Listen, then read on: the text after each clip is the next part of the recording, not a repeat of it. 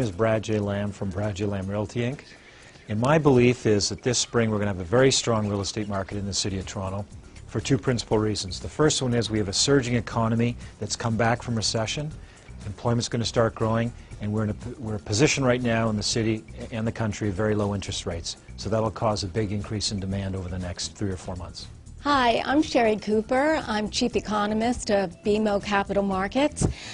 The economy in Canada is certainly rebounding nicely. In fact, in Toronto, we've seen a red-hot housing market, fueled no doubt by very, very low mortgage rates.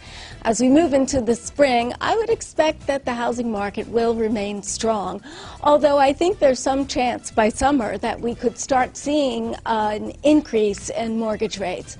Nothing dramatic, though. I think it's important, though, that you look at your financial alternatives. No question that you can't assume interest rates will remain this low forever. So make sure you have sufficient down payment, and also that you could afford to see a rise in mortgage rates in the future. Thank you. I'm Garth Turner. Now, you can divide 2010 into two halves as far as real estate goes. The first half is going to be boffo. What I mean by that is, as buyers try to beat what's coming in half, I think sales will go up, activity go up, and you get a lot of hormonally young buyers doing crazy things. Now, in the second half of the year, entirely different. Interest rates go up, the HST comes in, tighter mortgage regulations, and the economy staggers along. That's when the real estate market falls, and the people from the first half of the year end up looking like fools. Hi, I'm Ellie Davis from Toronto, Royal LePage. I work in the central core of the city at Yonge and St. Clair, and I consider the spring market to be a very brisk, healthy market to continue the way it has been for the last 6 to 9 months. Mortgage rates are going to remain low. Supply is increasing a little bit, but I think we're still going to see a lot of activity. There's many multiple offer bids still happening in the city. But yet there are some properties that have no offers on them. So some of those might be a little aggressively priced. Some of them might need a little price reduction.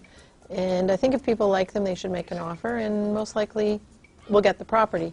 But the properties that are well priced, underpriced, we're still seeing a lot of activity and prices going over the asking. Many are going over the asking price in very large amounts in some cases. So if you are getting into one of these situations, you just have to keep your head on your shoulders, know your affordability, and have a good agent to help you. Elise Kalles, Harvey Kalles Real Estate.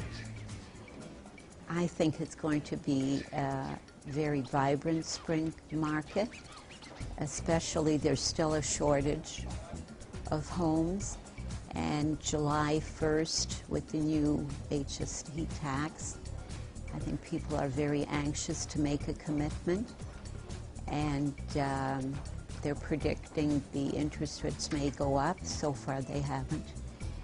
So I'm looking forward to a very good market in the spring. Hi, I'm Paul Miklas, president of Valley Mead Homes. My prediction for the spring is invest. It's going to be a good year. You've got a situation where you've seen over the last 8 years real estate really come to a top off. The money that was going to be made has been happening in the last 8 years. But today, investing into real estate, it's a solid foundation. What you're going to see over the next, 5-6 years is just a gradual climb, say maybe 2-3% every year. But the good news is, by investing in real estate, you're not going to lose, providing you buy in the right location. Remember, guys, location, you can't go wrong. But it'll be a good spring. I'm Harry Stenson, and my prediction for the spring market in Toronto is that I think it's going to remain stable with pockets up, pockets down. Toronto, like Canada, is spoiled, and it actually, I think, exists in its own little vacuum. It's a safe place, it's a nice place to live, and there's a lot of people and money coming into Toronto. And this will keep things, I think, a little healthier. Will it last forever? I don't think so. Will it collapse? Absolutely not. Hi, I'm Diane Francis, editor-at-large with the National Post. My prediction, my fearless forecast for this spring real estate market in Toronto is that I don't think we're going to see a jump up. I think the bubble has been stopped. I think there was a bit of a bubble. I think we're looking at maybe slightly higher interest rates this summer. So I think it's just going to stay pretty much level, but there'll be lots of buying and selling.